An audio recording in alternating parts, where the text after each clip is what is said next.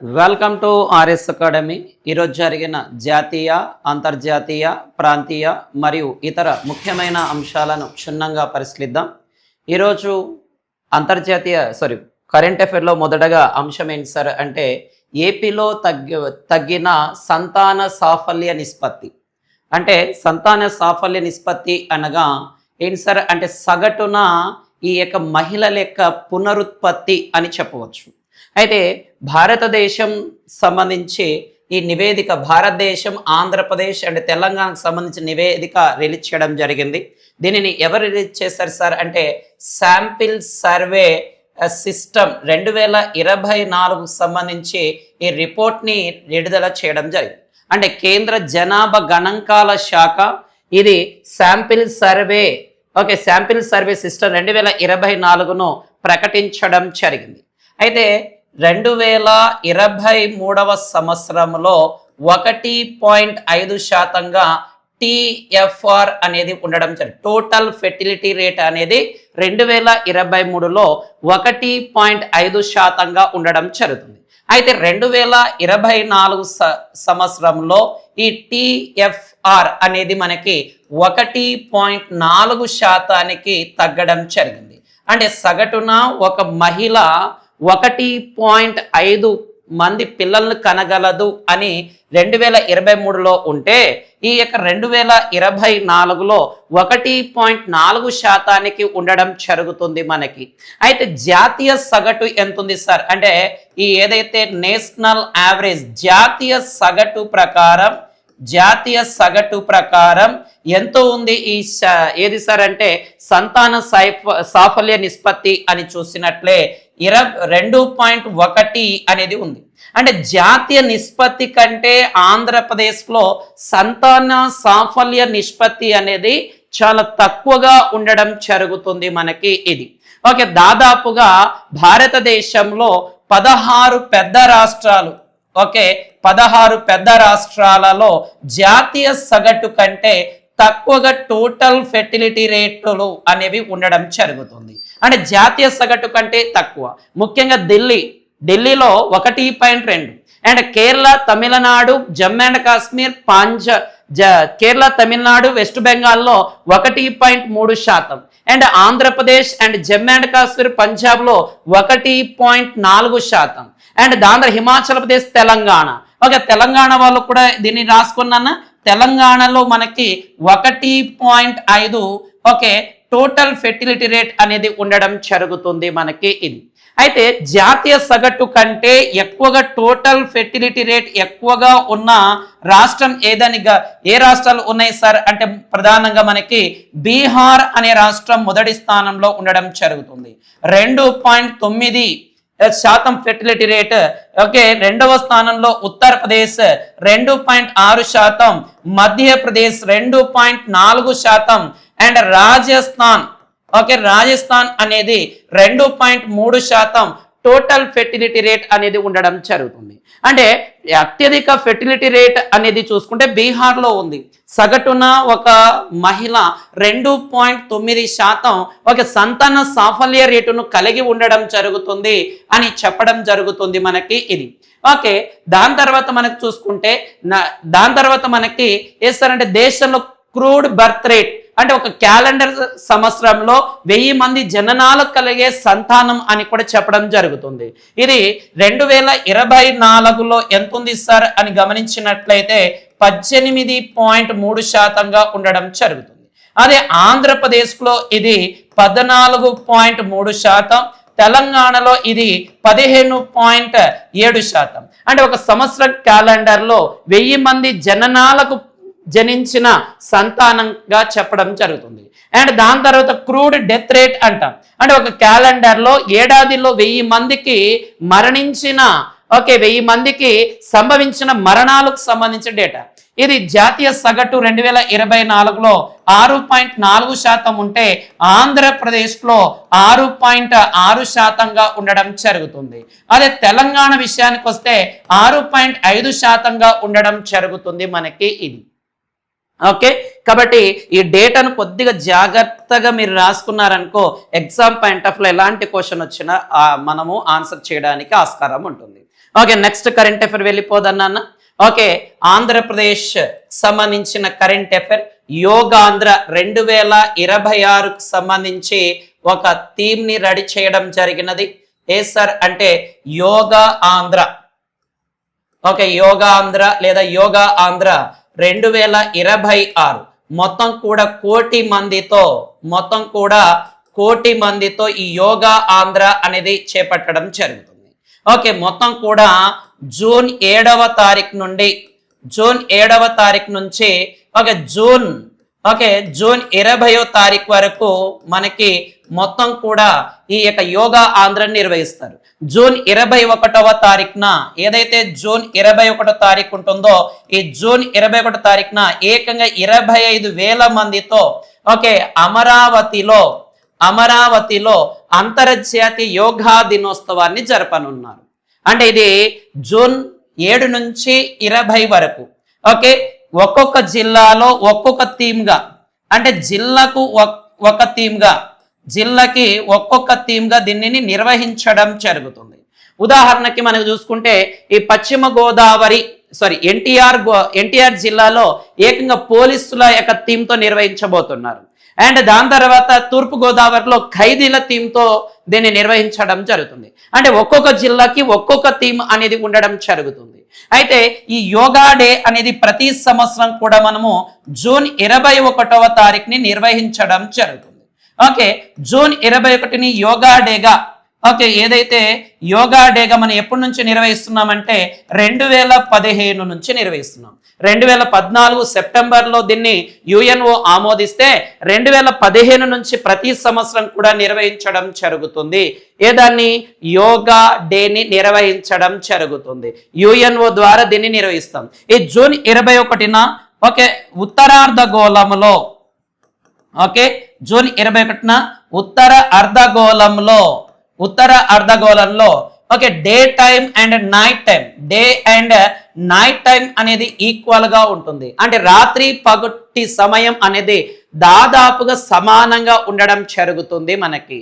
కాబట్టి మొత్తం ఆంధ్రప్రదేశ్లో 7 నుంచి 20 తారీఖు వరకు జూన్ 7 నుంచి 20 వరకు యోగాంధ్ర నిర్వహిస్తున్నారు.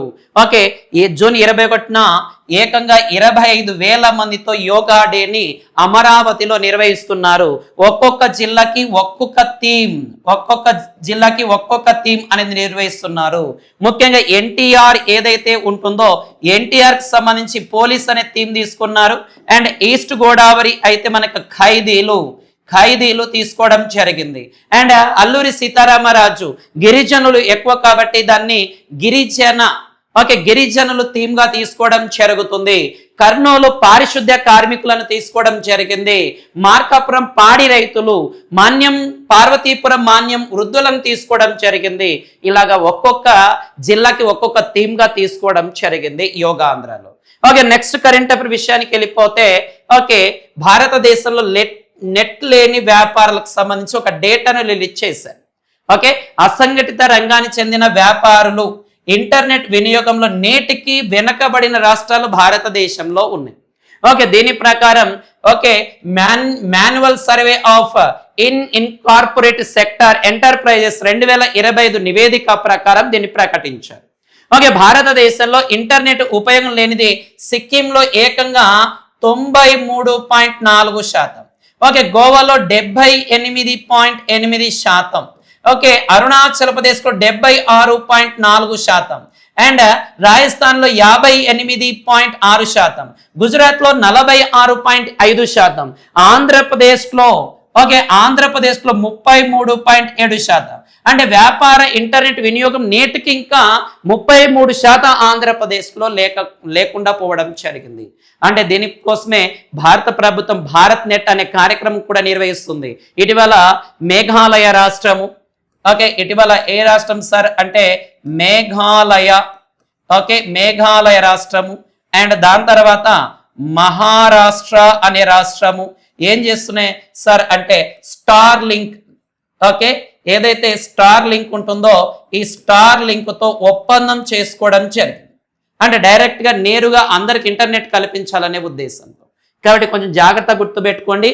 నేటికి ఇంటర్నెట్ అంటే వ్యాపార ఇంటర్నెట్ వినియోగం లేని స్టేట్లు పలు ఉన్నాయి. దానిలో మొదటి స్థానం సిక్కిం, గోవా, అరుణాచల్ ప్రదేశ్, రాజస్థాన్, గుజరాత్.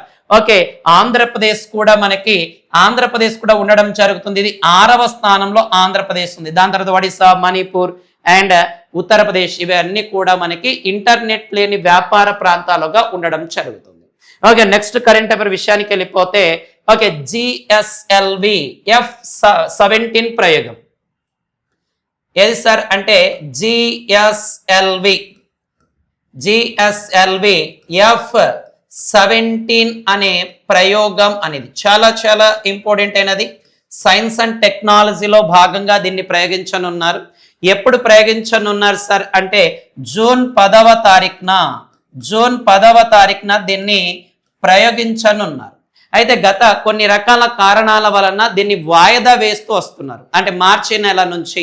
ఎందుకు సార్ అంటే గతంలో రిలీజ్ చేసిన ఇస్రో ప్రయోగించిన ఏవైతే ఈ అంతరిక్ష ప్రయోగాలు ఉన్నాయో శాటిలైట్స్ అనేవి కొన్ని విఫలం కావడం జరిగింది.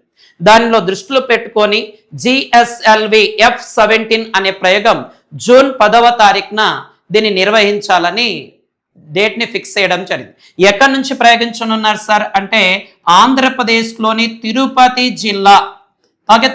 జిల్లా సతీష్ ధావన్ స్పేస్ సెంటర్ యొక్క ప్రయోగ వేదిక లాంచింగ్ ప్యాడ్ ప్రయోగ వేదిక 2 నుంచి దీన్ని ప్రయోగించనున్నారు.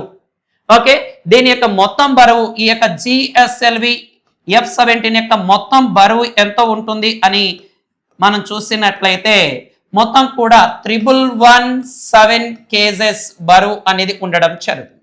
ఓకే, ఈ యొక్క శాటిలైట్ దీని ద్వారా ఈ జిఎస్ఎల్వి F-17 ద్వారా ప్రయోగించే రాకెట్ పేరు OS-05 అనే శాటిలైట్. దీన్ని జిసాట్ 1A అనే పేరుతో పిలుస్తారు. ఇది ఏం సార్ అంటే భూ పరిశీలన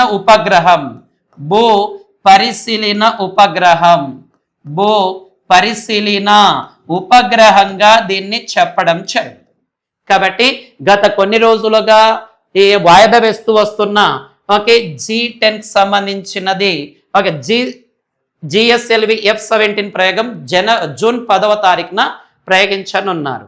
ఓకే, నెక్స్ట్ కరెంట్ అఫైర్ విషయానికి వెళ్ళిపోతే ఎవరెస్ట్ సంబంధించిన కరెంట్. రీసెంట్ గా కూడా ఎవరెస్ట్ కరెంట్ అఫైర్ చూసాము. ముఖ్యంగా ఎవరెస్ట్ పైన అత్యధిక సార్లు 32 సార్లు అధిరోహించిన 34 సార్లు అధిరోహించిన ఎవరు సార్ అంటే మనకి కామి రీటా షెర్పా గారు. వాళ్ళ భార్య కూడా 11 సార్లు అధిరోహించింది. అయితే రీసెంట్ గా మనకి నిన్నటి రోజున ఎవరెస్ట్ పైన ఐటీబీపీ బృందం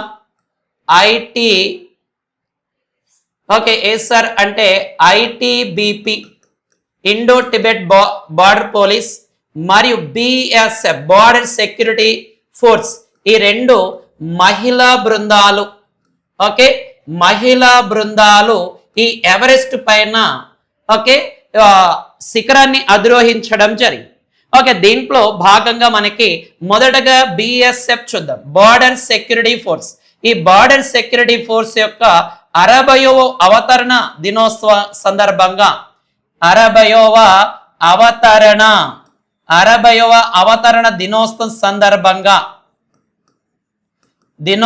సందర్భంగా ఇక్కడ మిషన్ వందే మాతరం అంటే మిషన్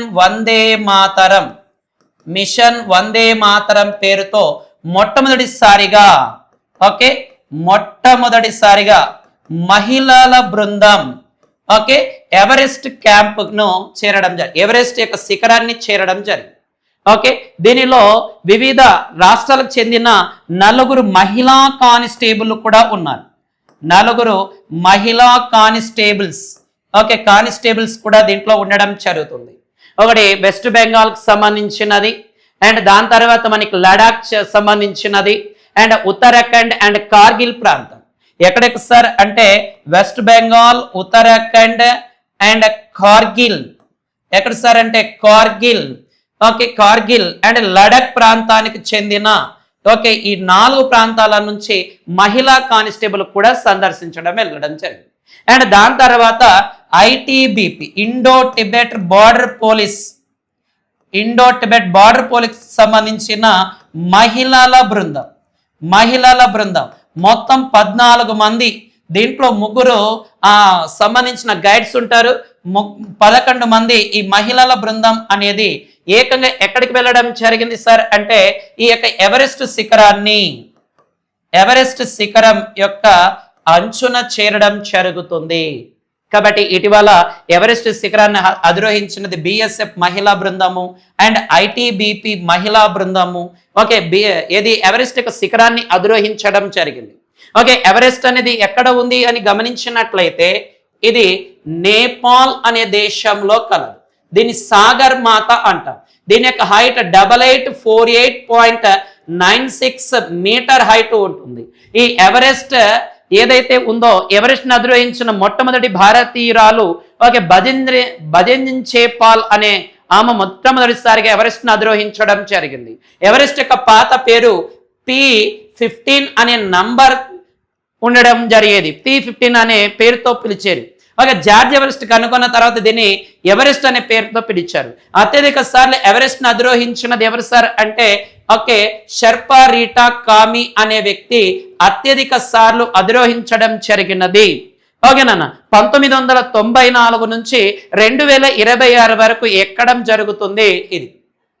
ఓకే, దాని తర్వాత నెక్స్ట్ కరెంట్ అఫైర్ విషయానికి వెళ్ళిపోతే okay Indian super league title చాలా ఇంపార్టెంట్ అయినది నాన్న. ఎస్ సార్ అంటే Indian super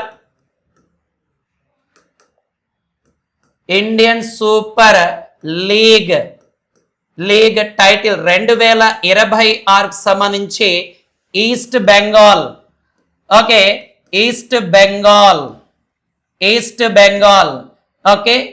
east Bengal FC అనేది విజయం సాధించడం జరిగింది. ఓకే, రన్నర్ అప్ గా ఎవరున్నారు సార్ అని చూసినట్లయితే మోహన్ బగాన్ సూపర్ జాయింట్ అనేది ఉండడం జరుగుతుంది రన్నర్ అప్ గా. అంటే దాదాపు 22 సంవత్సరాల తర్వాత 2026లో okay East Bengal okay football సంబంధించినది గెలవడం జరిగింది. Runner up Mohun Bagan okay super giant అనేది రన్నర్ అప్ గా నిలిచవడం జరిగినది ఇది నాన్న. ఓకే, మొట్టమొదటిసారిగా 2014లో ఓకే దీన్ని ఏటీకే అనే టీమ్ గెలవడం జరిగింది ఇది. ఓకే, ఇప్పుడు చూసుకుంటే మనకి ఈస్ట్ బెంగాల్ అనేది ఉండడం జరుగుతుంది. అయితే ఈ లీగ్లో సూపర్ ఓకేనన్న ఓకే ఈ లీగ్లో మనకు చూసుకుంటే గోల్డెన్ బూట్ అంటే అత్యధిక గోల్ చేసిన వారికి ఇస్తారు. ఈ గోల్డెన్ బూట్ అవార్డు గెలుచుకున్నది ఓకే గోల్డెన్ బూట్ అవార్డు గెలుచుకున్నది ఎవరు సార్ అని గమనించినట్లయితే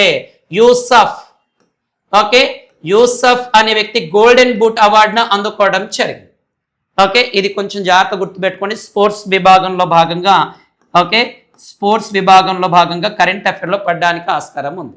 ఓకే, నెక్స్ట్ కరెంట్ అఫైర్ విషయం ఓకే ప్రపంచ తాబేళ్ల దినోత్సవం వరల్డ్ టార్టాయిల్స్ డే. ఓకే, ప్రపంచ తాబేళ్ల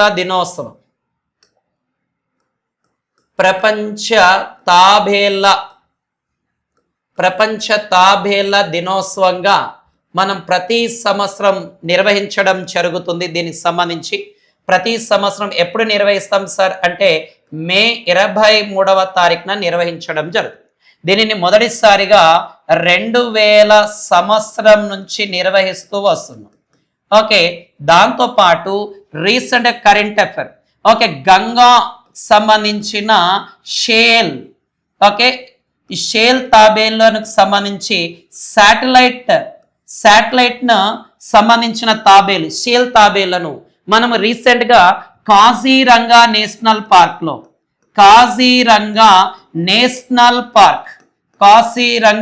నేషనల్ పార్క్లో వీటిని రిలీజ్ చేయడం జరిగిందని రీసెంట్గానే మాట్లాడాం. అంటే వాటిని శాటిలైట్ కనెక్టివిటీ చేశారు. దీని ద్వారా వాటిని ప్రొటెక్ట్ చేయడం, ఆ చుట్టుపక్కల ప్రాంతాలను ప్రొటెక్ట్ చేయడం అనేవి చేయొచ్చనే ఉద్దేశంతో గంగా షేల్ తాబేళ్లను సంబంధించి కాజీరంగా నేషనల్ పార్క్లో ఇచ్చేయడం జరిగింది. అండ్ భారతదేశంలో 1975వ సంవత్సరంలో ప్రాజెక్ట్ సీ టాటాయిల్స్ అనే దాన్ని కూడా చేపట్టారు. ఏ సార్ అంటే ప్రాజెక్ట్ సీ టాటాయిల్స్ అనే ప్రాజెక్ట్ ని చేపట్టారు. ఈ ప్రాజెక్ట్ సీ టాటాయిల్స్ ద్వారా మనకి ఓకే ఎక్కడి నుంచి సార్ అంటే పసిఫిక్ మహాసముద్రం నుంచి భారతదేశానికి వలస వచ్చే ఏవి సార్ ఆలివ్ రిడ్లే తాబేలు ప్రొటెక్షన్ చేయడం జరిగింది. ఓకే అండ్ దాని తర్వాత మనకి ఈ ఒడిశా గవర్నమెంట్ కూడా ఓకే ఆపరేషన్ కచ్చాప్ అనే పేరుతో ఈ తాబేల సంరక్షణ చేయడం జరిగింది. ఈ తాబేల సంరక్షణ మన భారతదేశంలో ఎక్కడ సార్ అంటే ఓకే ఒడిశాలోని గహిర్మాత బీచ్ లో ప్రధానంగా వీటిని ప్రొటెక్ట్ చేయడం జరుగుతుంది. కాబట్టి ఇవన్నీ కూడా కొద్దిగా జాగ్రత్త ఫోకస్ చేయండి. ఎగ్జామ్ పాయింట్ ఆఫ్ లో వీటిని అడగడానికి ఛాన్సెస్ ఉండడం జరుగుతుంది.